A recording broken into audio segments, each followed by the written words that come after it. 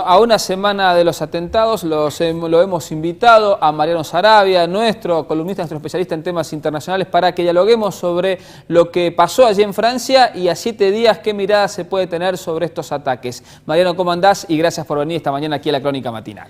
Gracias por la invitación, Miguel. Bueno, sí, es impactante también lo que está pasando. Se agotó esta edición de la revista. Y bueno, y siguen también la guerra de información. Me parece que en estos casos, Miguel, como se dice siempre, la información es una víctima más. De hecho, hay muchas versiones encontradas, hay gente que está poniendo en duda lo que pasó el miércoles pasado. No que se ponga en duda el atentado ni la autoría.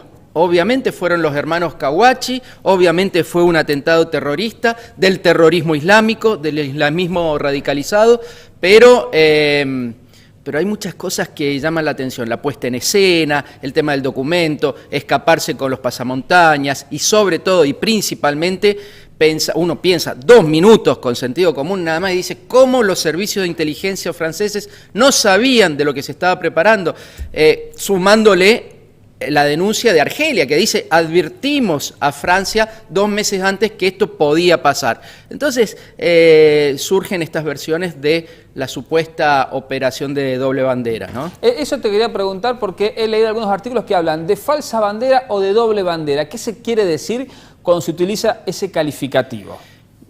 Básicamente que hay una complicidad, ¿no es cierto? Que el país, en este caso Francia, sabía lo que podía llegar a pasar y dejó que pasara. Es lo que se dijo siempre del atentado del 11 de septiembre, ¿no es cierto? Concretamente, para contextualizar, como dice la decana de Periodismo de La Plata, me parece que es muy importante contextualizar, más allá de que condenemos el atentado terrorista. Para contextualizar hay que decir que el terrorismo islámico es terrible y tiene sus principales víctimas en la población musulmana y sobre todo en Medio Oriente y en el norte de África.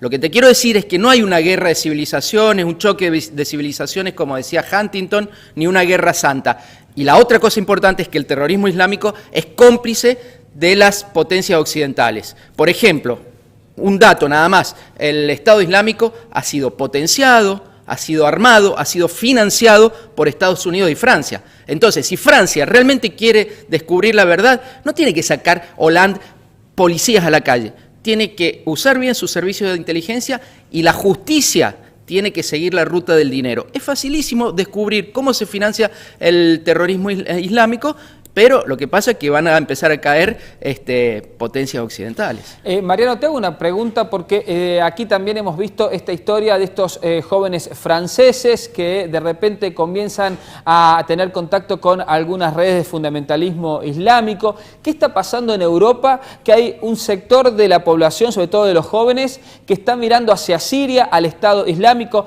¿Es real esta corriente de gente que va y recibe entrenamiento militar y también adoctrinamiento religioso al respecto? Sí, es real. En Europa, bueno, el problema que tienen, ellos se han inventado una guerra santa.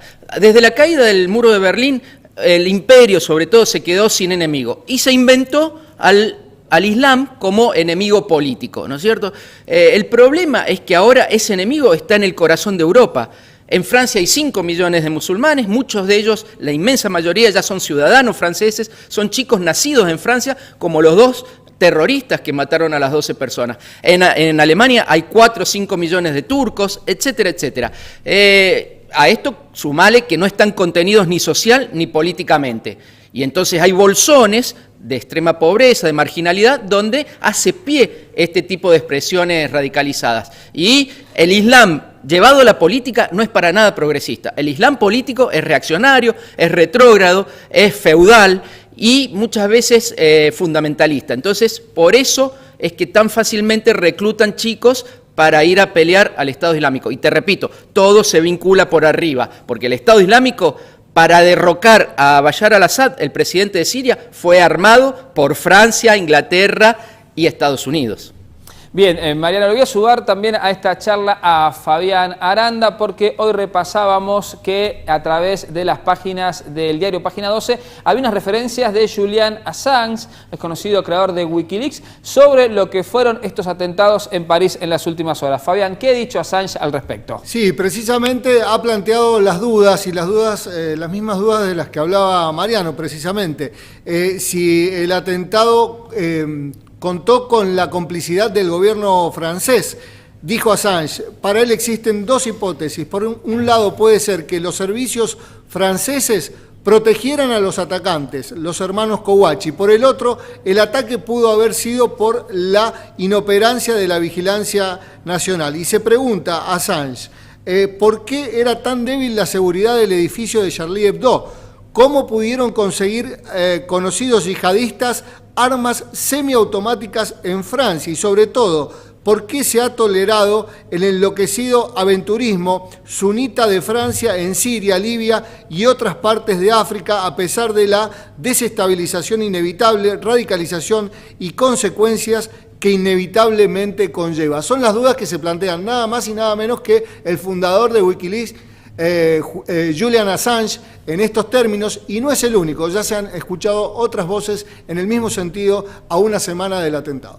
Claro, parte de lo que estamos hablando nosotros con Mariano Sarabi. Te tengo que preguntar, Mariano, ¿qué se puede esperar a partir de lo que pasó hace justamente 7 días? Bueno, a partir de esto se puede esperar, lamentablemente, una espiral de violencia. Este fenómeno que describíamos recién de los musulmanes que no están contenidos, que hoy no tienen expresión política, por ejemplo, van a seguir siendo vulnerables por algunas expresiones radicalizadas, pero además va a haber un ajuste de clavijas, Miguel, contra la misma población francesa, en este caso, no musulmana. Porque esto no es, repito, no caigamos en el error de plantearlo en términos religiosos. Esto es política, esto es economía, ¿no es cierto? Y lo que va a pasar es que los ciudadanos franceses van a ir perdiendo más derechos y más libertades, como vienen perdiendo los ciudadanos norteamericanos desde el 11S hasta ahora. Fíjate que ya hay una campaña de terror. El miedo es, como dice nuestro amigo Dante Leguizamón, el miedo es un proyecto político. Y ya está siendo usado este atentado perversamente y cínicamente para meter miedo en Grecia, donde el próximo 25, dentro de 10 días, va a haber elecciones y puede ganar Syriza, que es la única expresión distinta que puede cambiar la historia de Europa. En Europa hay una crisis financiera, económica, social, política terrible. Y recordemos lo que pasó después del crack de Wall Street. Surgieron expresiones radicales como el fascismo, el nazismo. En ese momento tomaron como chivo expiatorio a los judíos. En este momento van a tomar a los musulmanes. Pero la guerra es contra todo el pueblo. Franceses musulmanes o no musulmanes. Mariano, la última, y te agradezco mucho que hayas venido esta mañana aquí a la Crónica Matinal, es preguntarte, desde esta parte del mundo, desde América Latina, ¿qué repercusión puede tener lo que pasó justamente allí en Francia y qué rol puede jugar América Latina, sus líderes, en este contexto?